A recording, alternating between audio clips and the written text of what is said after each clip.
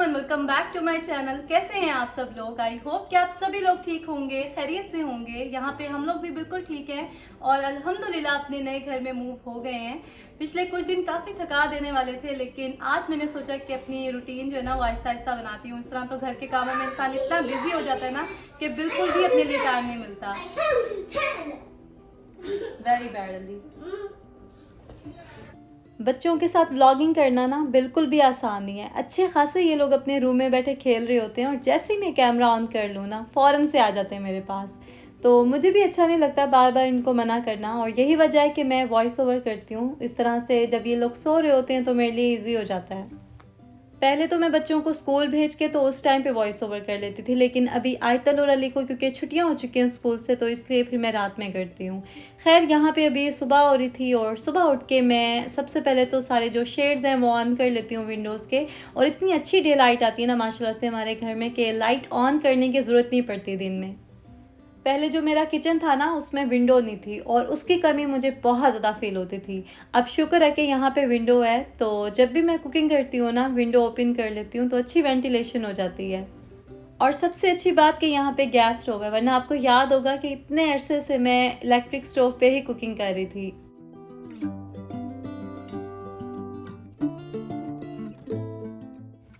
आज मैंने सोचा कि थोड़ा टचअप ही कर लेती हूँ, क्योंकि इतने दिनों से मेकअप तो दूर शीशा तक देखने का टाइम नहीं था।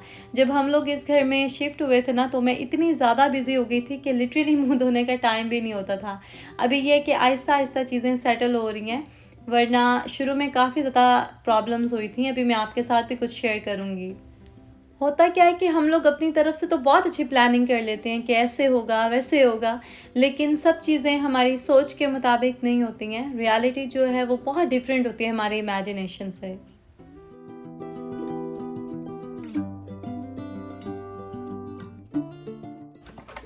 आज सबसे पहले तो मैं कुकिंग स्टोव पे ये फॉयल पेपर लगाने लगी हूँ, क्योंकि ऐसे क्लीन करना ना मुश्किल हो जाता है। तो पहले मैं इलेक्ट्रिक स्टोव पे लगाती थी फॉयल पेपर, तो वो ट्रे में मैं लगाती थी, लेकिन यहाँ पे गैस स्टोव है तो ये बड़े साइज़ का मैं लाई थी फॉयल पेपर, और अभी मैं लगाती हूँ फिर आपको दिखाती हूँ साथ साथ।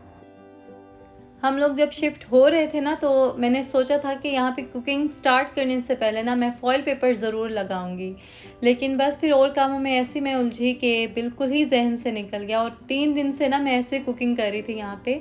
तो आज तो मैंने सोच लिया था कि सबसे पहले जो है ना मैंने किचन में ये काम ज़रूर करना है और उसके बाद मैंने नाश्ता बनाना है, क्योंकि फॉयल पेपर लगाने से ना क्लीनिंग का काम थोड़ा सा आसान हो जाता है, वरना डेली इतनी डिटेल में क्लीनिंग करना ना पॉसिबल नहीं होता। और जो लोग मुझे पहले से फॉलो कर रहे हैं, जो पुराने सब्सक्राइबर्स हैं, उन्हें याद होगा कि मैं हमेशा से अपने स्टोव पे जो है ना फॉयल पेपर ज़रूर लगा के रखती थी, और वीक के बाद या 2 वीक के बाद मैं उसे चेंज भी कर लेती थी। लेकिन यहाँ पे जो गैस स्टोव है इसका मुझे एक्सपीरियंस नहीं है, तो मैं फ़र्स्ट टाइम ही यहाँ पे फॉयल पेपर लगा रही हूँ। तो जो लोग यूज़ करते हैं फॉयल पेपर गैस स्टोव पे, वो लोग ज़रूर अपना एक्सपीरियंस शेयर करें।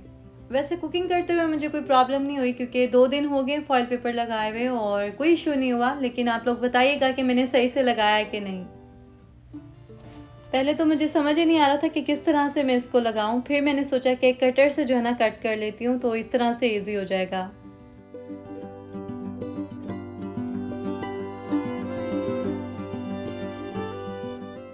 कल मैं आप लोगों के कमेंट्स पढ़ रही थी तो काफ़ी ज़्यादा क्वेश्चंस किए हुए थे कुछ लोगों ने, और मैं रिप्लाई भी नहीं कर सकी, लेकिन इंशाल्लाह बहुत जल्द मैं उन सब के आंसर्स दूंगी आपको। और कुछ चीज़ें तो मैं इसी व्लॉग में ही क्लियर कर दूंगी। एक तो लाइनर्स के बारे में पूछा गया था, ड्रॉर्स के, तो वो भी मैं आपको दिखा दूंगी। उसके अलावा होम टूर का कह रहे थे काफ़ी लोग, वो मैं इंशाल्लाह इसी वीक में ही आपके साथ शेयर करूँगी। हो सकता है नेक्स्ट वीडियो में ही मैं आपको दिखा दूँ। और जो लोग भी शाउट आउट के लिए कह रहे हैं वो प्लीज़ थोड़ा सा वेट करें, क्योंकि आजकल मैं घर को सेट करने में थोड़ा बिज़ी हूँ। तो इंशाल्लाह थोड़ा फ्री होके 1-2 वीक तक ना आपसे मैं खुद ही कांटेक्ट करूँगी और ज़रूर सपोर्ट करूँगी।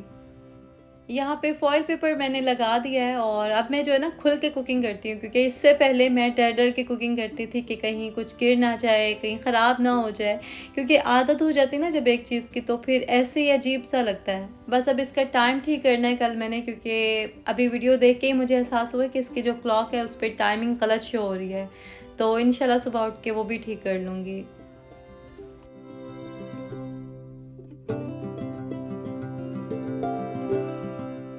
अब मैं अपने रूम में आ गई हूँ। एक तो मैंने बेडशीट चेंज करनी है क्योंकि पहले जो भी ऊपर थी मैंने वही बिछा दी थी। अभी मैं चेंज करूँगी बेडशीट और उसके बाद मैंने कुछ बॉक्सेस अनपैक करने हैं। मेरे रूम में ना सबसे ज़्यादा बॉक्सेस थे और अब मैंने सबके जो बॉक्सेस थे उनके रूम्स में पहुँचा दिए हैं और आहिस्ता आहिस्ता ही सारे मैं अनपैक कर रही हूँ क्योंकि दिल तो करता है कि जल्दी से सारा घर मैं सेट कर दूँ, लेकिन वही बात है ना कि थकावट बहुत ज़्यादा हो जाती है, तो इसलिए आहिस्ता आहिस्ता ही मैं काम कर रही हूँ सारा। आज मैंने मेकअप करना था तो मैंने ये ब्यूटी बॉक्स जो है इसको भी अनपैक कर लिया था। कुछ चीज़ें तो मैंने निकाल ली थी उसी टाइम पे और बाकी जो चीज़ें रह गई थी इसमें वो मैंने सोचा कि सेट कर लेती हूँ। और ड्रॉर्स में मैं सारे पहले शीट्स बिछाऊँगी, उसके बाद ही चीज़ें रखूँगी। और होता क्या है कि जब मैं ये वाले काम करने लगती हूँ ना तो बच्चे कुछ ना कुछ ऐसा कर देते हैं कि मुझे जाना पड़ता है। अभी भी मैं ड्रॉर्स में ये शीट बिछा रही थी। ये लाइनर हैं जो कि मैंने किचन के कैबिनेट्स में भी यूज़ किए हैं और आप नाम देख सकते हैं, स्क्रीनशॉट ले सकते हैं, आपको ईज़िली मिल जाएंगे। मैंने ये ऑनलाइन मंगवाए थे वॉलमार्ट से। अभी मैंने सेकंड ड्रॉअर में शीट रखी ही थी कि बच्चों का शोर शुरू हो गया कि हमें कोई स्नैक्स दे दें, क्योंकि खाने का टाइम होता है, उसके थोड़ी देर के बाद स्नैक टाइम हो जाता है, फिर खाने का टाइम, फिर स्नैक टाइम, और इसी तरह करते करते पूरा दिन जो है वो गुजर जाता है और काम जो है वो वहीं के वहीं ही रह जाते हैं। तो बहुत ही स्लो स्पीड में मैं घर की सेटिंग कर रही हूँ। पहले तो मैंने सोचा था कि मैं 1 वीक में ना सब चीज़ें सेट कर दूँगी, लेकिन अभी 5-6 दिन हो गए हैं मैं यहाँ आए हुए और किचन भी पूरी तरह से रेडी नहीं हुआ अभी तक। ये देखें, जब मैं पैकिंग कर रही थी तो जो भी नाजुक बर्तन थे उनको मैंने इस तरह से लेयर कर लिया था डिस्पोजेबल बर्तन के साथ। तो बहुत अच्छे तरीके से सब सामान मेरा यहाँ पे आ गया और अल्हम्दुलिल्लाह कोई प्लेट, कोई ग्लास, कुछ भी नहीं टूटा है।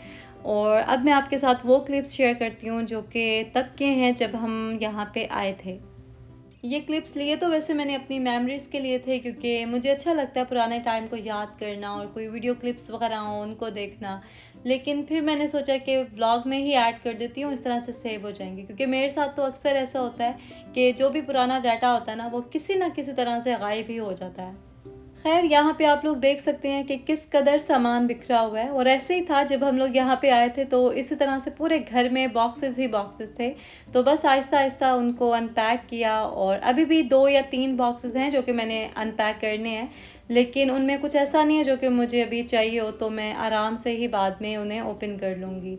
और बच्चों ने खूब तंग किया क्योंकि यहाँ पे उस टाइम पे केबल नहीं थी, कोई इंटरनेट कनेक्शन नहीं था, तो बच्चों के पास कोई एक्टिविटी नहीं थी करने को। उनके टॉयज़ भी सारे पैक थे। 1-2 बॉक्सेस तो मैंने उनके खोल दिए थे टॉयज़ के, लेकिन बाकी जो उनको चाहिए थे, होता है ना बच्चों को वही चीज़ चाहिए होती है जो पास ना हो, जो दूर हो।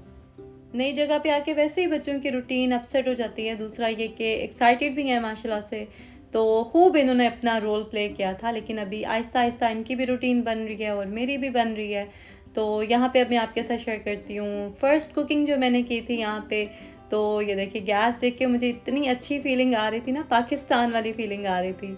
और शुक्र है कि मैंने शामी कबाब पहले से बना लिए थे, तो जब हम लोग यहाँ पे आए थे शाम का टाइम था, तो मैंने शामी कबाब बनाए थे और बर्गर्स मैंने लेके रखे हुए थे। तो बस फिर अंडा शामी बर्गर जो होता है वो बनाया था मैंने। नेक्स्ट डे के लिए भी मेरे पास फ्रिज में सालन था, क्योंकि मैंने डबल क्वांटिटी में बना लिए थे 2-3 सालन, और कुछ हमने उस टाइम पे खा लिए थे, कुछ मैंने फ्रीज़ कर लिए थे। तो बस फिर थर्ड डे मैंने ये मिक्स वेजिटेबल बनाई थी।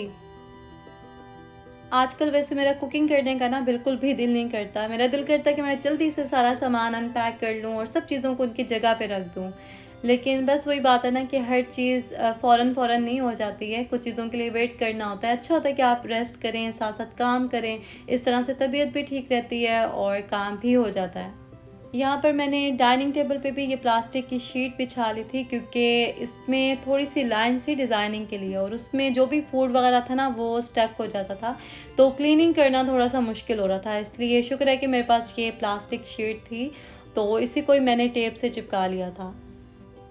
ये वाला जो क्लिप है ना, ये सेकंड डे का है। जब हम लोग यहाँ आए थे तो शाम का टाइम था, तो बस हमने खाना शाना खाया और जल्दी ही सो गए थे हम लोग। तो नेक्स्ट डे मैंने उठ के तो काफ़ी सारे बॉक्सेस अनपैक किए थे और उस दिन मैं इतनी थक गई थी कि रात में ना मुझे थकावट से नींद ही नहीं आ रही थी और पूरी बॉडी में जो है ना वो क्रैम्प्स पड़े थे मुझे।